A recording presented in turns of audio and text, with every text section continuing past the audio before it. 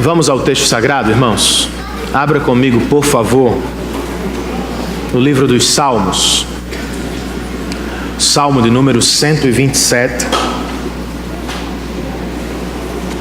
É de onde nós partiremos para esta última mensagem temática acerca da família cristã. Quantos filhos você tem? Se responder 1, 2, as pessoas dirão: ótimo, que bênção, fez bem. Mas se disser 3, 4, 5, elas provavelmente responderão: coitado de você. E quem sabe pensarão, não falarão: deveria ter aprendido um pouco como evitar filhos. Por quê, irmãos? Porque o que pensamos acerca do número de filhos mudou tão drasticamente nas últimas décadas. Porque os filhos que antes eram vistos como bênçãos, agora são vistos como pesos circunstanciais. Porque as famílias grandes que eram admiradas há apenas algumas décadas passaram a ser desprezadas. Eu sei que há muitas respostas para a pergunta, mas talvez a mais importante e perigosa venha da nossa cultura. Uma revista revelando a orientação básica de nossa cultura levanta a pergunta: quanto custa um filho? E ela mesma traz a resposta. Quando terminar a faculdade e sair de casa, isto é, se sair, seu filho terá custado por baixo o preço de uma BMW novinha e com seguro. Isto o modelo standard, fruto da classe média de verdade. A versão de luxo, que viceja na classe média alta, custa o dobro. Capital quase equivalente ao necessário para começar uma franquia do McDonald's. E na etiqueta do filho de alto luxo, dos lares onde cada um tem seu próprio celular de última geração, entre outros mimos da sociedade contemporânea, a conta bate o valor de uma cobertura novinha, de 300 metros quadrados, em qualquer bairro privilegiado das grandes cidades do nosso país. Espero que ninguém tenha se arrependido por ter filhos. Mas de acordo com os valores de nossa cultura, irmãos, os quais nos impulsionam à construção de uma vida altamente centrada no individualismo, no hedonismo, no consumismo, ter filhos nos dias de hoje torna-se uma completa aberração. É coisa para gente sem juízo. Será mesmo? Não para Deus, irmãos. A propósito, para Deus, filhos não são considerados pesos. Eles são vistos como dádivas. É o que nós encontramos neste Salmo, de número 127. Eu quero ler os últimos 3 versos do texto com vocês. Os versos 3, 4 e 5. O texto sagrado nos diz: os filhos são herança do Senhor, uma recompensa que Ele mesmo dá. Como flechas nas mãos do guerreiro, são os filhos nascidos na juventude. Como é feliz, não triste, como é feliz o homem que tem a sua aljava cheia deles.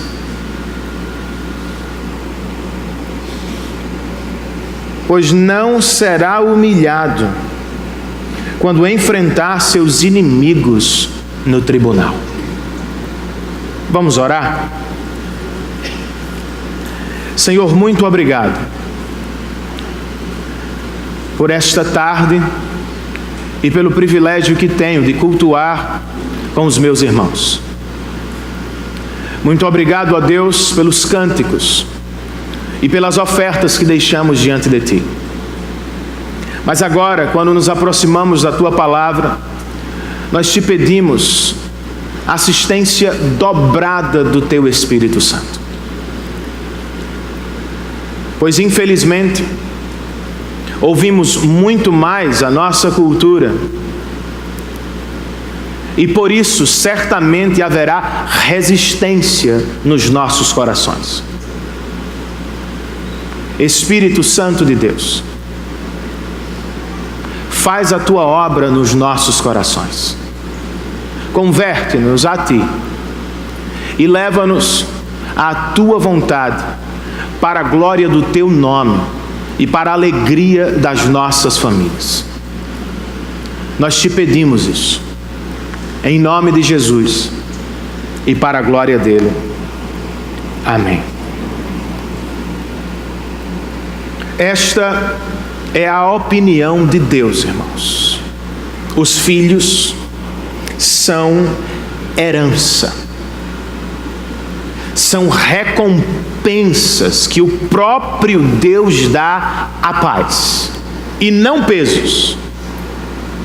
De acordo com o texto, os filhos não são como pedaços pesados de madeira, que devem ser carregados pelos pais de um lado para o outro, como se fossem pesos. Eles até são comparados a artigos de madeira, mas no caso eles são vistos como flechas, madeiras bem trabalhadas e que servem a um propósito específico. Eles não são inúteis. Ainda de acordo com este texto, os filhos são presentes de Deus ou são grandes bênçãos e não pesos, pois podem trazer honra aos pais e não vergonha, e isto diante de seus inimigos. A ideia do texto é: em família nós somos mais fortes. Juntos enfrentamos melhor as dificuldades, as adversidades da vida. Este é apenas um exemplo que retrata a maneira como Deus fala de filhos na Bíblia. Logo, irmãos, lendo as Escrituras, o que percebo é que o problema não está primeiro nos filhos. O problema primeiro está nos pais. Não são eles que sozinhos precisam aprender a ser filhos. Somos nós que precisamos aprender a ser pais, a fim de ensiná-los a serem filhos. Por isso a pergunta desta última mensagem de nossa série Papéis é sobre os pais. Qual é o papel dos pais? Eu vou respondê-la com 3 verdades bíblicas a partir de textos diferentes. E espero em Deus que o Espírito do Senhor ministre aos nossos corações, nos dando visão, sobre o que é família ou sobre o que significa ser pai à luz da palavra e poder, a fim de que tenhamos condições de cumprir nosso papel. Qual é, portanto, o papel dos pais, irmãos? Primeira resposta que você encontra no seu boletim: o papel dos pais é o que, irmãos? Ter filhos para a glória de Deus. Parece simples, óbvio, mas não é o que vivemos na maior parte do tempo. Um mestre da lei, tentando colocar Jesus à prova, lhe perguntou certa vez: mestre, qual é o maior mandamento da lei, da Bíblia, do Antigo Testamento? Vocês se lembram da resposta de Jesus? Jesus não disse: o maior mandamento da Bíblia é amar pai e mãe. Ele não disse isso. Também não disse: o maior mandamento da Bíblia é alcançar a aprovação no Enem ou passar em algum concurso público de muito valor. Jesus não disse que o maior mandamento da Bíblia era tornar-se grande, poderoso e rico. Isto é o que nós dizemos. O que foi que Jesus disse, irmãos? Ame o Senhor, o seu Deus, de todo o seu coração, de toda a sua alma e de todas as suas forças. Este é o maior mandamento das Escrituras Sagradas. Mas de onde Jesus tirou esse mandamento? Ele o criou do nada? Ele apresentou um novo mandamento aos judeus que lhe ouviam? Não. Se fizer a leitura do texto que está impresso no boletim em casa, você vai perceber que a fala de Jesus está entre aspas, o que significa que ele está citando outro texto. Na verdade, Jesus está citando um dos textos mais antigos sobre a criação de filhos que vamos encontrar na história da humanidade. Deuteronômio 6. Às portas da terra prometida, Moisés reuniu o povo de Deus uma última vez e lhe disse: ouça, Israel, o Senhor, o nosso Deus, é o único Senhor. Ame, portanto, o Senhor, o seu Deus. A fala de Jesus: de todo o seu coração, de toda a sua alma e de todas as suas forças. Que todas estas palavras que hoje lhe ordeno estejam em seu coração. Depois, o que é que você faz? Ensine-as com persistência aos seus filhos. Converse sobre elas quando estiver pelo caminho, quando se deitar e quando se levantar. Amarre-as como um sinal nos braços e prenda-as na testa. Escreva-as nos batentes das portas de sua casa e até em seus portões. Pois esta é a palavra mais importante que vocês podem ter acerca da criação de filhos. Qual é? Ensine-os a amar o Senhor de todo o seu coração, de toda a sua alma e de todas as suas forças. Por isso, irmãos, o primeiro mandamento da criação: sejam férteis e multipliquem-se, não significa apenas encher a terra com gente. Significa encher a terra com seguidores de Cristo, com adoradores do verdadeiro Deus. Foi por isso que você teve filhos? É assim que nós criamos os nossos filhos, irmãos? Nem sempre.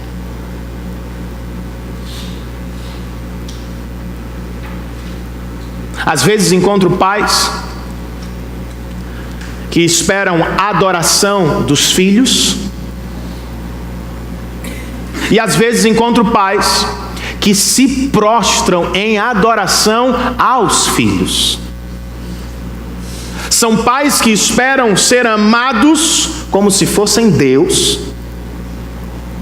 São pais que resolvem amar filhos como se eles fossem deuses. Não vai dar certo. Não vai dar certo para você, pai. Pois em algum momento, seu filho vai fracassar, vai desobedecer, vai decepcionar seu coração. E pais, não vai dar certo para os meninos. Eles não foram feitos para serem deuses. Eles não aguentam a pressão. Se colocar expectativa surreal sobre eles, messiânicas, eles vão se partir. E às vezes vão partir, partindo o seu coração. Eles não foram feitos para ocupar o centro das nossas vidas.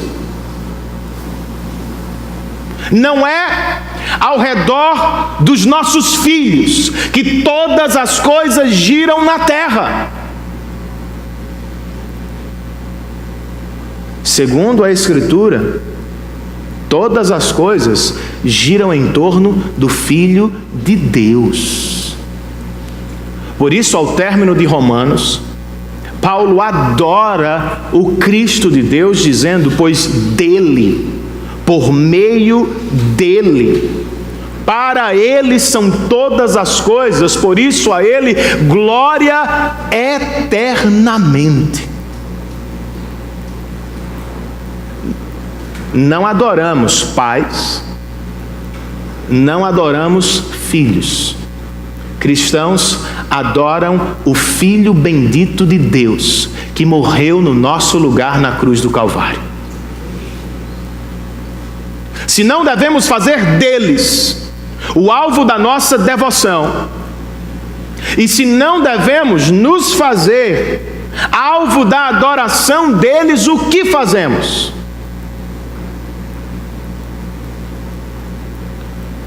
Nós os ensinamos o amor a Deus acima de todas as pessoas, todos os sonhos, todos os desejos, todas as realizações da vida. Posso ouvir um amém dos pais que estão aqui? Amém. Como? Como praticamente vamos levar os nossos filhos ao amor de Deus? É claro, é uma obra do Espírito. Mas Deus espera que tenhamos parte neste processo. E este processo começa pelo exemplo, irmãos. O texto de Deuteronômio 6 não começa com ensine seu filho a amar a Deus. O texto começa com ame o seu Deus primeiro. Nós não podemos ensiná-los o amor por Deus se nós mesmos ainda não o conhecemos, ou se nós mesmos não o praticamos. Os filhos sabem, irmãos. a quem amamos ou ao que amamos de verdade. Você não tem como esconder. Eles sabem pelo tempo que você investe, pelo recurso que você aplica, pelo esforço que você faz. Logo, se você não tem no coração amor ardente por Deus, e vai tentar ensiná-lo ao seu filho, muito provavelmente não vai dar certo. Eu li uma pesquisa triste ao longo da semana. Muitos filhos de crentes ou cristãos que abandonam a fé na idade adulta o fazem, sabe por quê? Pesquisa. Por causa da fé morna de seus pais. Eles diziam: vocês precisam amar a Deus, mas brigavam por dinheiro como se fossem leões. Eles diziam: vocês precisam ir adorar na casa de Deus, mas trocavam as programações do Senhor por qualquer outra que surgisse aos domingos.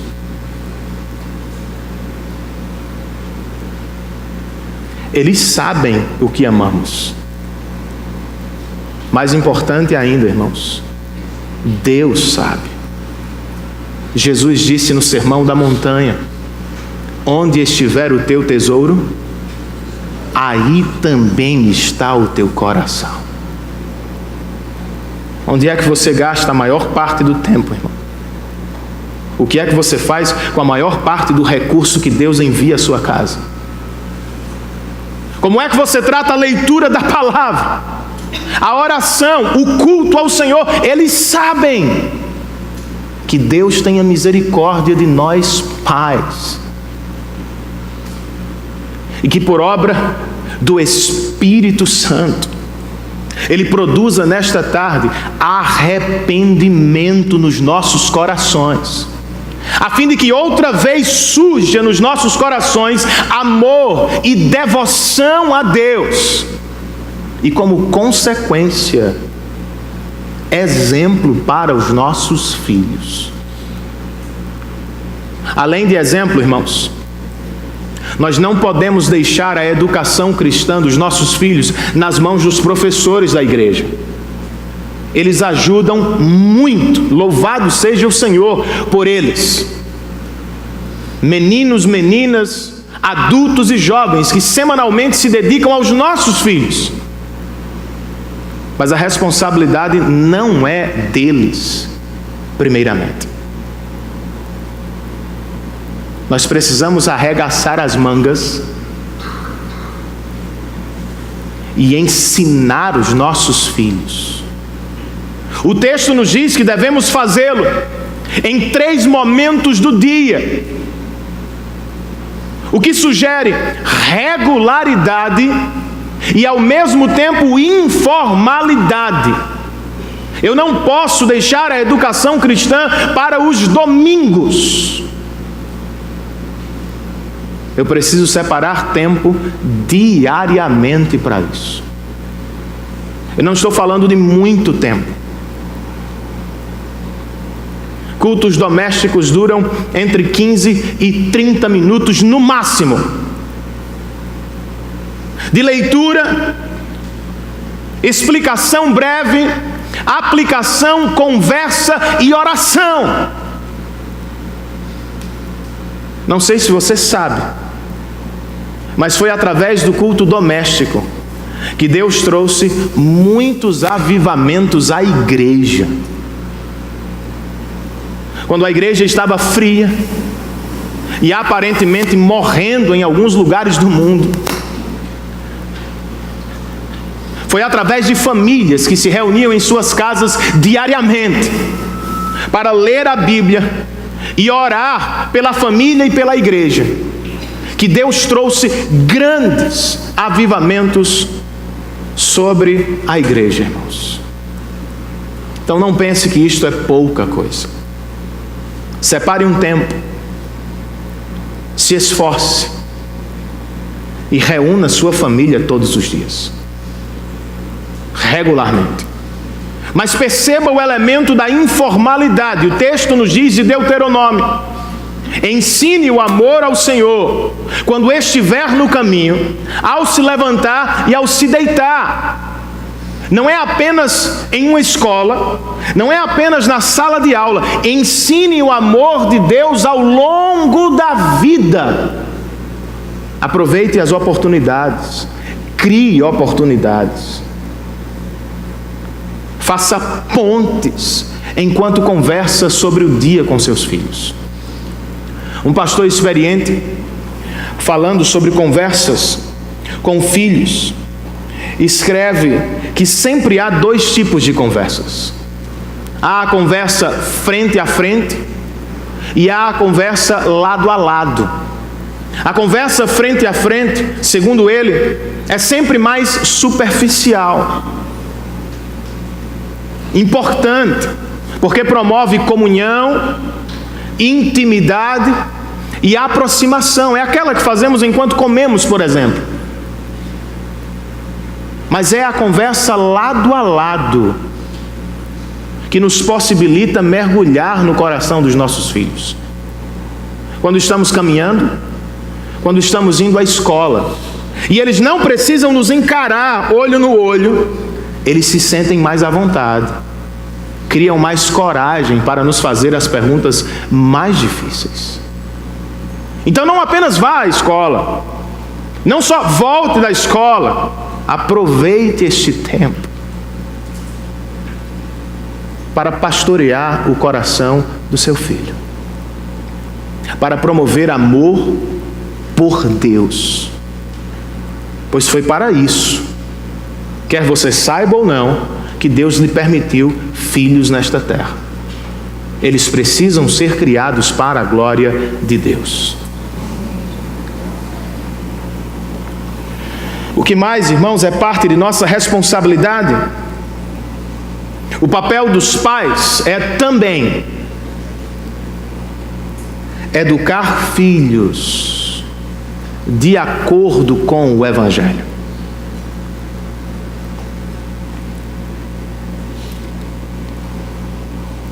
Escrevendo aos pais de Éfeso, o apóstolo diz: pais, não irritem seus filhos.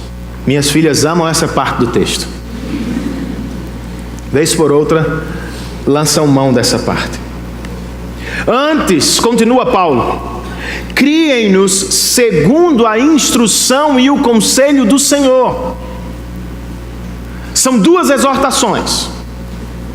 Uma negativa, outra positiva. Curiosamente, Paulo começa pela negativa. Não irritem seus filhos. Por quê? O Dr. John Stott, comentando o texto, escreve: ao falar primeiramente aos pais, o apóstolo não os conclama a desenvolver sua autoridade. Ele os chama a contê-la para o bem da família. Em outras palavras, pais, e isso foi revolucionário para a cultura do primeiro século, quando os pais podiam até, por lei, matar seus filhos. Paulo aparece e diz: opa, coloque o pé no freio quando se dirigir a eles. Não abusem da autoridade que lhes foi confiada. Não use a autoridade para machucar, para reprimir, para diminuir, para pisar, matar filhos. Não foi para isso que Deus nos deu autoridade. A exortação positiva: criem-nos segundo a instrução e o conselho do Senhor. Criar literalmente significa no grego alimentar. É o que mães fazem com carinho, cuidado e proteção, Pais são chamados a fazer a mesma coisa. Como? Como desenvolver os filhos? De acordo com o último lançamento de autoajuda, irmãos, não me entendam mal, pode existir algo de bom na livraria secular. Aliás, há certamente algo de bom na livraria secular. Mas precisam ser vistos os materiais como secundários. Nós temos a voz do Criador. Por isso o apóstolo diz: criem-nos segundo a instrução e o conselho do pedagogo, do psicólogo, do terapeuta. Não, irmãos. Outra vez podem ajudar, mas nossa fonte primária, também de educação familiar, é a palavra de Deus. Instrução e conselho são dois substantivos ligados ao ato de ensinar. Um fala de instrução positiva, o outro fala de instrução corretiva. É por isso que algumas versões trazem a palavra disciplina. É isso mesmo. Pais foram chamados para mostrar o caminho, para ajudar os filhos ao longo dele, e para, quando necessário, não é quando escolhe, quando necessário, trazê-los de volta ao caminho mediante disciplina corretiva. Eu acho que o ensino é claro. O que não é tão claro é a prática dele. Como educar filhos, como discipliná-los na prática.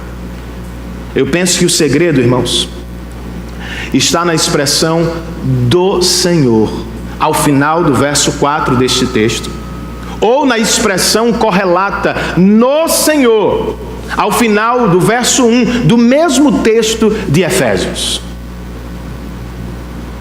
Nós somos chamados a educar de acordo com o Senhor, o Evangelho do Senhor, e ao mesmo tempo nós somos chamados a educar no Espírito do Senhor. Eu preciso da palavra do Senhor, mas eu também preciso do Espírito do Senhor. Eu vou explicar. As nossas crianças precisam saber desde cedo que elas são pecadoras. Elas não são tão boazinhas como nós imaginamos. Elas nasceram em rebelião contra Deus. É por isso que desobedecem. É por isso que mentem. É por isso que brigam na escola por uma maçã. Elas precisam saber que há um problema no coração delas. Ao mesmo tempo, elas precisam saber que Deus resolveu este problema. Elas são pecadoras, amadas por Deus por causa de Cristo Jesus. Na prática, irmãos, os nossos filhos não precisam se relacionar conosco via barganha ou através do medo. Não é assim que nos relacionamos com Deus. Elas não precisam se relacionar conosco assim,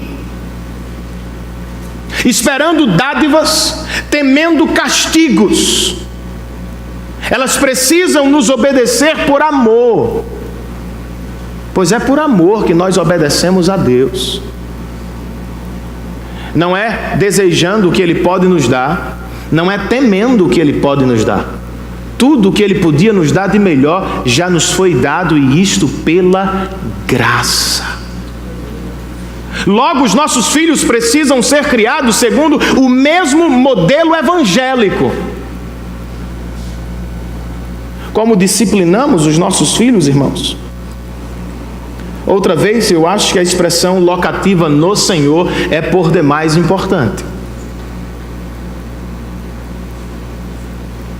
Nós precisamos corrigir e disciplinar nossos filhos no Senhor. Martin Lloyd-Jones, o maior pregador do século passado, comentando a carta, escreveu sobre o assunto: ao disciplinar uma criança, você deve ter primeiramente controlado a si mesmo.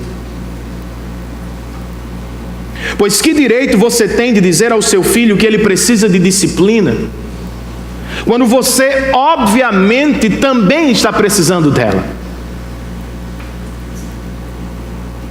O autocontrole, o controle de seu próprio gênio, é uma condição prévia essencial à disciplina dos outros. Por outro lado, irmãos, disciplina cristã não tem por alvo castigo, vingança, sofrimento por sofrimento. Quando o fazemos ao modelo de Deus. Buscamos promover a reconciliação e o perdão. E em alguns casos, eu acho que faríamos muito bem, pais, se não disciplinássemos nossas crianças, outra vez, em alguns casos. Faríamos melhor se aproveitássemos as situações, algumas delas, para pregar o Evangelho.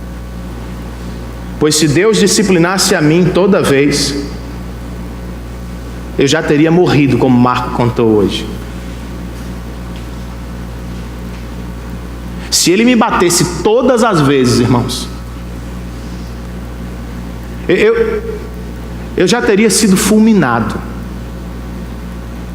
No Evangelho que eu encontro na Bíblia, Cristo apanhou por mim, no meu lugar. As marcas da surra de Deus, por assim dizer, não estão sobre mim. Graças a Deus, elas estão nas mãos, ao lado e nas pernas de Jesus. O que é que eu quero com isso? Não discipline seu filho fisicamente, não é isso.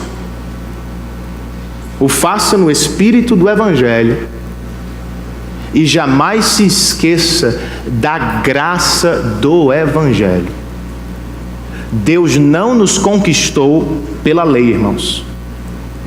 Nós estávamos condenados por causa dela. Ele nos conquistou pela graça. Estávamos todos perdidos e sem condição alguma de salvação, até que Cristo apareceu e disse: eu vou salvá-los pela graça de Deus e para a glória de Deus. Então, vez por outra, presenteie seu filho no dia que ele mais espera uma disciplina física. Assuste-o com a graça. Ele está esperando um castigo severo. Vá tomar um sorvete com ele e converse sobre o coração dele. Porque ele faz o que faz e o que Cristo fez por ele também na cruz do Calvário.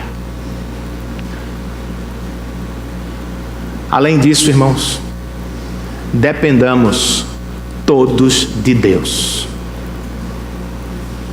Seu filho não vai ser o melhor do mundo na força do seu braço. Você não é o melhor do mundo na força do seu braço. Ele não vai nascer de novo pela força da sua mão, como aconteceu com você. O seu filho vai nascer de novo por obra do Espírito de Deus. O que é que eu quero com isso? A melhor coisa que você pode fazer por ele, além de orar e ensinar, ou além de pregar e ensinar, é dobrar os joelhos e orar. A mãe de Agostinho de Hipona, conhecido na igreja como Santo Agostinho, foi certa vez à igreja conversar com o sacerdote, lamentar por seu filho. Ela não via mais solução. E o sacerdote também não sabia o que fazer. Eu já tentei de tudo, irmã Mônica. Ela deu as costas e saiu chorando. O sacerdote, não sei se tomado pelo Espírito de Deus, disse àquela mãe: Mônica, Deus não rejeita a oração de uma mãe que chora por seus filhos. A quilômetros de distância de casa, irmãos, Deus perturbou Agostinho, o levou a agonias profundas em sua alma, até que, ouvindo uma canção infantil que dizia algo do tipo: toma e lê, ele correu para o quarto de um amigo, abriu a Bíblia na carta aos Romanos, e o Espírito de Deus o converteu. É Deus, a obra é dele,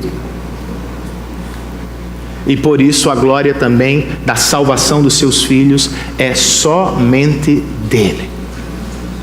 Por fim, irmãos, o papel dos pais é preparar filhos para a missão. Pouco me importa se ele será médico, engenheiro ou professor.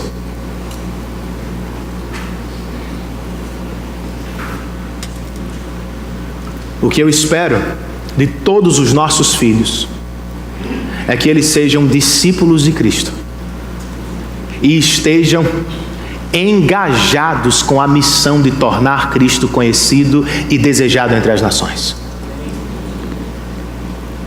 Ao final de Lucas 9, a caminho de Jerusalém, Jesus recebeu 3 homens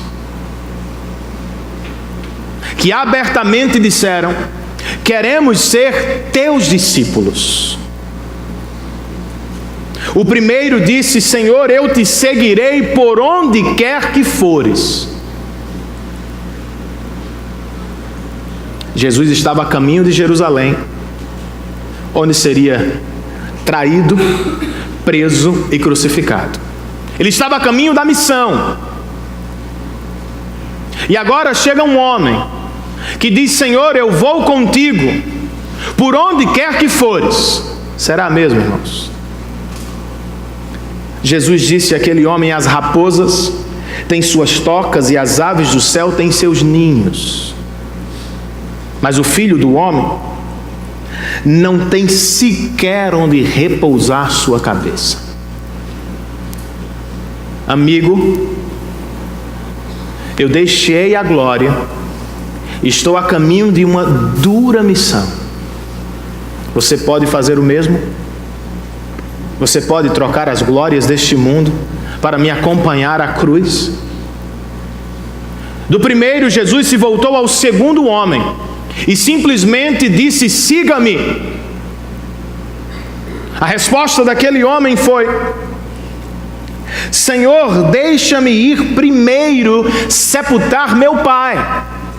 Parece louvável, mas provavelmente não se tratava da realidade.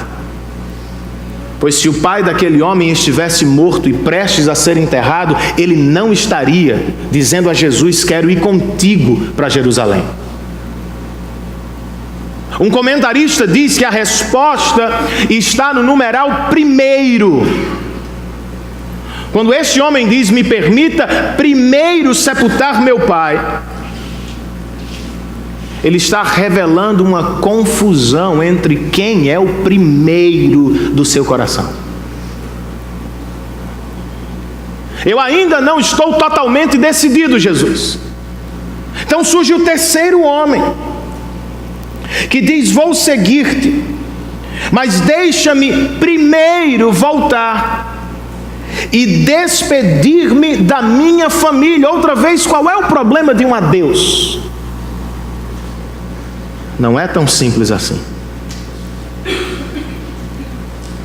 Ele estava dizendo algo do tipo: Jesus, hoje não.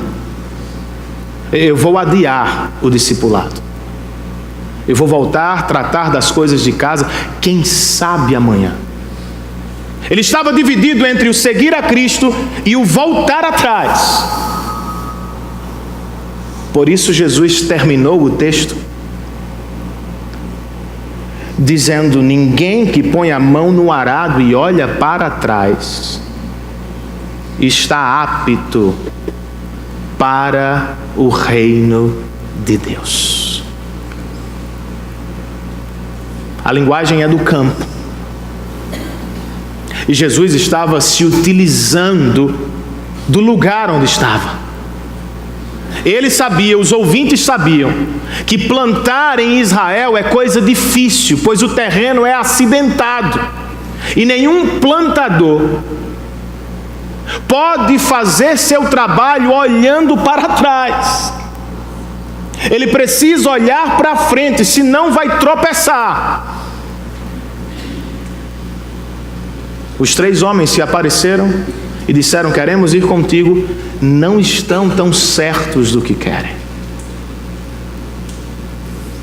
Muito provavelmente não foram com Jesus. A verdade é que não sabemos, nem precisamos saber, pois o texto hoje não está direcionado a eles, está direcionado a nós. A pergunta mais importante não é: será que eles se arrependeram e seguiram Jesus? A pergunta realmente importante é: vamos nós, pais, seguir Jesus ao cumprimento da missão?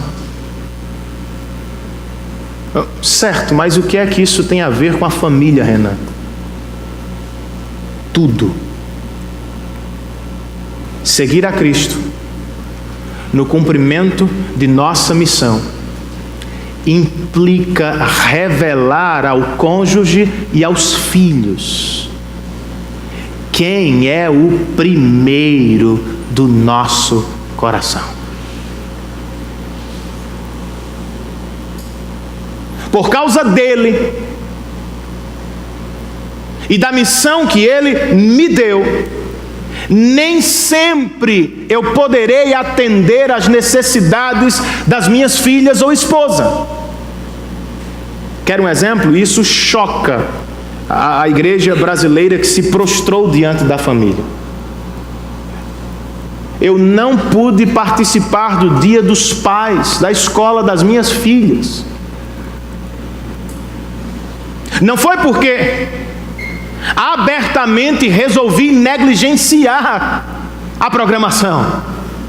Eu estava em São Paulo a trabalho, estudando, ensinando e pregando o Evangelho. Eu não estava passeando, irmãos. Ainda assim, eu perdi a programação.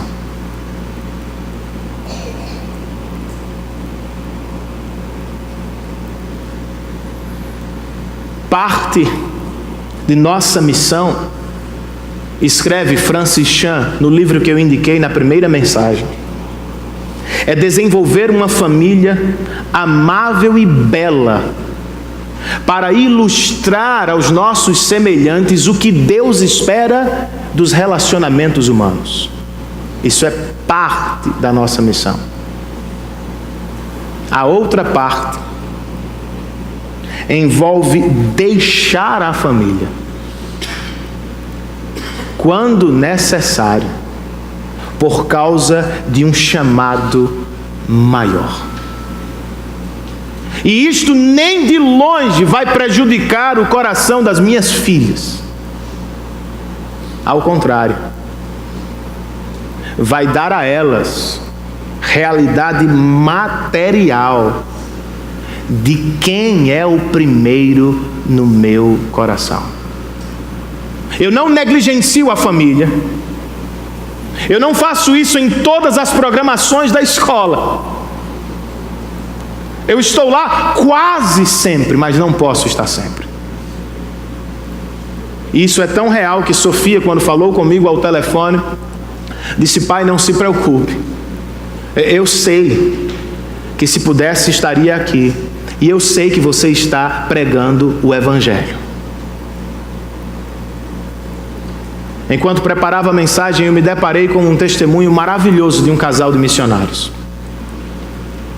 Serviram durante 20 anos na Nova Papua Guiné. É isso mesmo, Walter? Ou Papua Nova Guiné? É algo assim.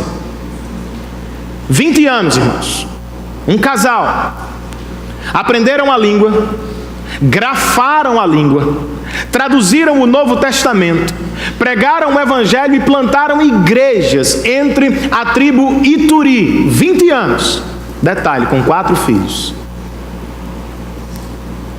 Eles estavam bem perto, participavam de tudo, dificuldades, bênçãos, tristezas e alegrias. O pai, em um testemunho para a igreja, disse que quando um deles fazia 18 anos, ele reunia a família e dizia: filho, você viu de perto o sacrifício de seu pai e de sua mãe. Nós sacrificamos tudo pelo Evangelho. Vá agora e faça o mesmo. Sabe onde estão os 4 meninos deste casal? Eles são americanos, poderiam ter voltado. Poderiam ter se revoltado, como alguns pensam. Meus pais me criaram numa floresta. Sabe onde eles estão hoje? Embrenhados em outras florestas africanas, tornando o nome de Cristo conhecido e desejado entre as nações, pois foi isso que eles viram seus pais fazerem. Busquem, pois, o reino de Deus em primeiro lugar, e as demais coisas lhes serão acrescentadas. Siga-me, pais, diz Jesus.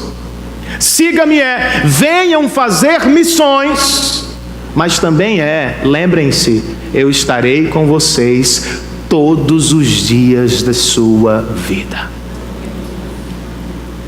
E eu acho que isso é digno de nota. A promessa que Jesus fez ao final de Mateus, de sua presença permanente conosco, se limita ao campo e compromisso missionários. Não estou dizendo que Ele não está conosco em outros lugares, mas certamente eu estou dizendo Ele está muito mais conosco quando estamos comprometidos com a causa dEle e com o reino dEle.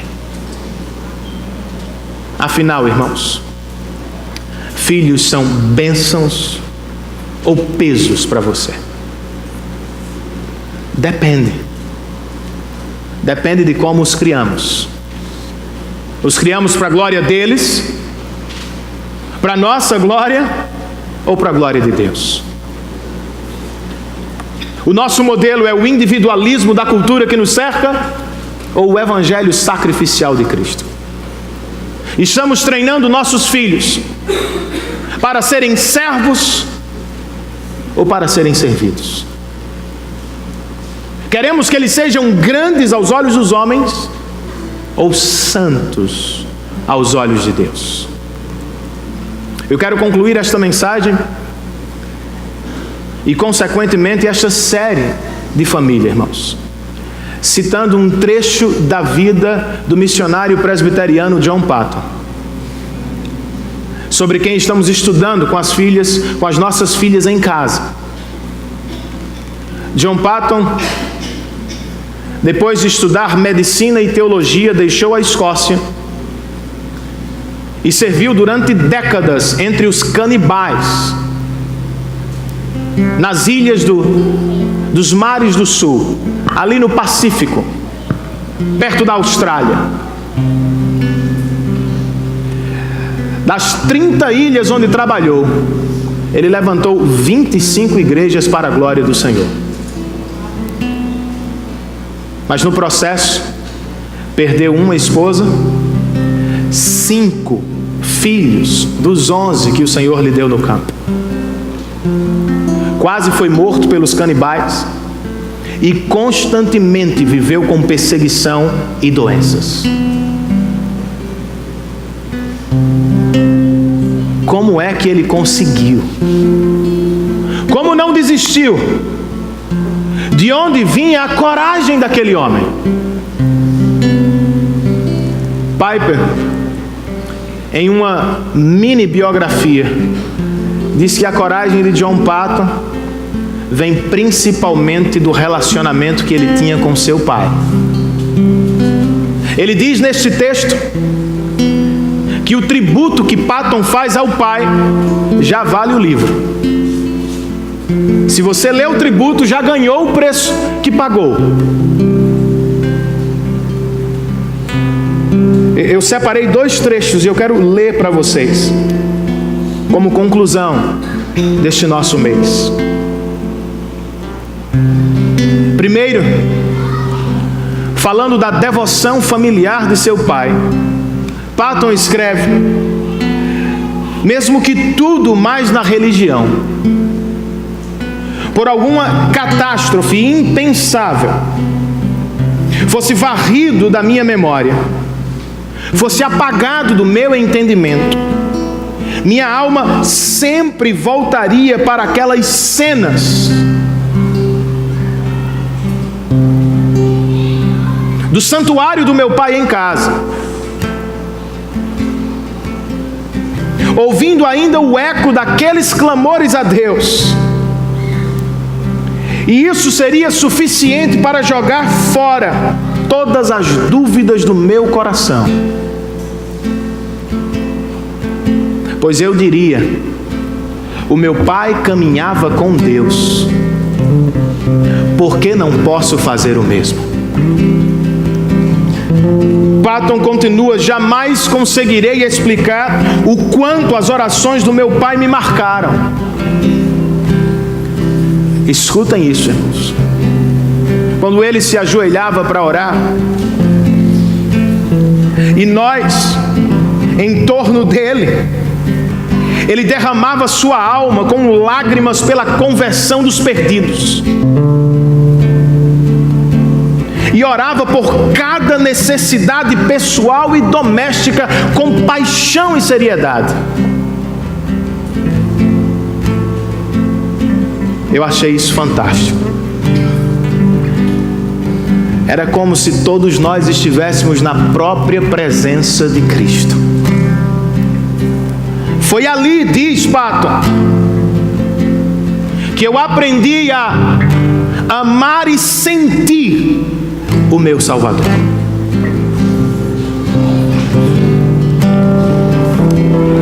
Em outro trecho do tributo que ele faz ao pai, relembrando a primeira vez que saiu de casa aos 20 anos para o seminário teológico, Paton escreve: meu querido pai caminhou comigo os 10 primeiros quilômetros da estrada. Seus conselhos e lágrimas e conversa estão frescos em meu coração, como se tudo tivesse acontecido ontem. E as lágrimas ainda correm livremente em minha face agora, como na época. No último meio quilômetro, ou perto disso, caminhamos juntos em um silêncio quase impenetrável. Meu pai, como era muitas vezes seu costume, segurava o chapéu na mão. Seus lábios continuavam se movendo em oração silenciosa por mim. E suas lágrimas caíram rápidas quando os nossos olhos se encontraram, pois toda fala era vã. Hesitávamos em chegar ao lugar designado para a partida. Antes disso, ele agarrou firmemente a minha mão em silêncio por 1 minuto. E depois disso, me falou de forma solene e carinhosa: meu filho, Deus o abençoe. Que o Deus do seu pai o faça ter êxito e o proteja de todo o mal. Incapaz de dizer mais alguma coisa, seus lábios continuaram movendo-se em oração silenciosa. Abraçamo-nos em lágrimas e depois partimos. Corri tão rápido quanto podia. E quando estava para virar em uma curva da estrada onde ele me perderia de vista, Olhei para trás e o vi ainda parado, com a cabeça descoberta onde eu o deixara. Ele estava olhando fixamente para mim. Acenando a Deus com meu chapéu, fiz a curva e em um instante saí de vista. Mas meu coração estava muito cheio e doído para me levar adiante. Então, elevando-me com cuidado, escalei o dique para ver se ele ainda estava onde o deixara. E naquele mesmo momento, tive um vislumbre dele escalando o dique e procurando por mim. Ele não me viu. E depois de olhar ansioso na minha direção por um momento, ele desceu. Virou em direção de casa e começou a retornar. A cabeça ainda descoberta, e seu coração, tenho certeza, ainda enlevado em orações por mim. Observei através das lágrimas que me cegavam, até sua forma se desvanecer. Então, apressei-me em meu caminho, prometendo profundamente diversas vezes, com a ajuda de Deus, viver e agir de maneira a nunca afligir, nem desonrar este Pai tão bom que Ele me deu. Oxalá que minhas filhas digam isso de mim, irmãos. Que os seus filhos digam isso de você. Ao ler este texto, eu fiquei com vontade de ser um pai melhor e de esperar coisas melhores para as minhas filhas. Que o Senhor nos conceda esta graça e que o Senhor conceda aos nossos filhos a graça de terem pais cristãos comprometidos com o Evangelho, com a glória de Deus e com o bem-estar deles, bem-estar este eterno. Fiquemos de pé, queridos. Vamos terminar falando que dependemos de Deus. Todo-Poderoso, fiel e protetor, nunca desampara aquele que está em ti.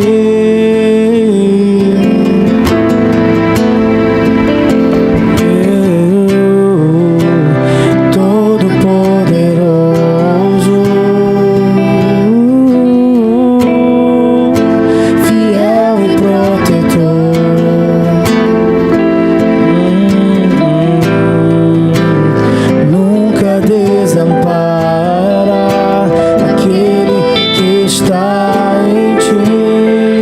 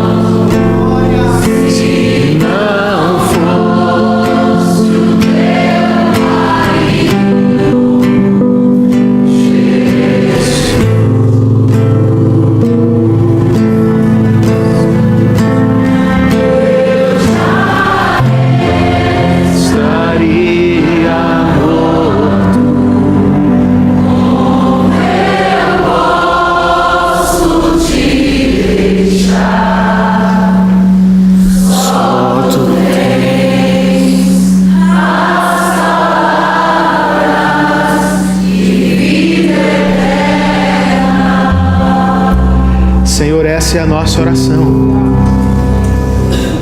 Se não fosse o teu amor, se não fosse a tua graça, estaríamos perdidos.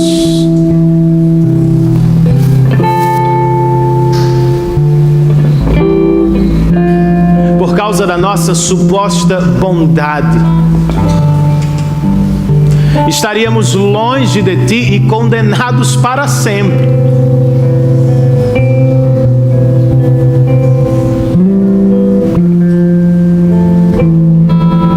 Mas pela graça,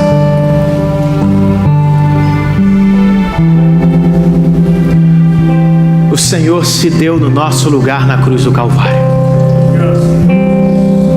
Apanhou, foi surrado, bebeu até a última gota do cálice da ira de Deus, de modo que hoje, filhos rebeldes, pecadores, caídos e condenados, foram por causa do Filho libertos, salvos e agraciados com vida eterna para a glória de Deus. Ensina-nos a cuidar dos nossos filhos com o Evangelho, Senhor. Pois quem somos nós, se não pecadores como eles, egoístas como eles, rebeldes muitas vezes de forma pior do que eles. Então dá que tenhamos a mão firme para guiar, para lutar por nossa família, quando necessário para disciplinar nossos filhos, mas que em todo o tempo a tua graça esteja também no nosso coração. Que haja misericórdia, compaixão, paciência, Senhor. Nos dá a paciência que tu tens conosco. Nos permita ver os filhos como presentes teus, e que os criemos não para a nossa glória, não para que pessoas nos digam que somos bons, que os criemos no Evangelho para a tua glória. Quer eles tomem o rumo do campo missionário X, Y ou Z, quer sejam engenheiros, médicos ou professores, que eles sejam discípulos de Jesus.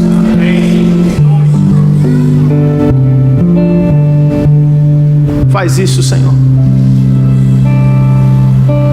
E que sejamos pais tão cristãos, tão piedosos, que ao final da vida eles tenham condições de falar de nós, como John Patton falou do seu pai.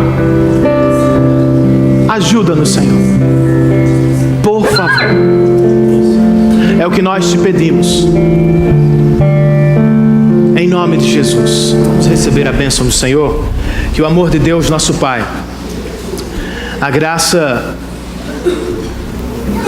do nosso Senhor e Salvador Jesus Cristo, a comunhão, o poder, a presença e o cuidado do Espírito Santo de Deus estejam sobre todos nós.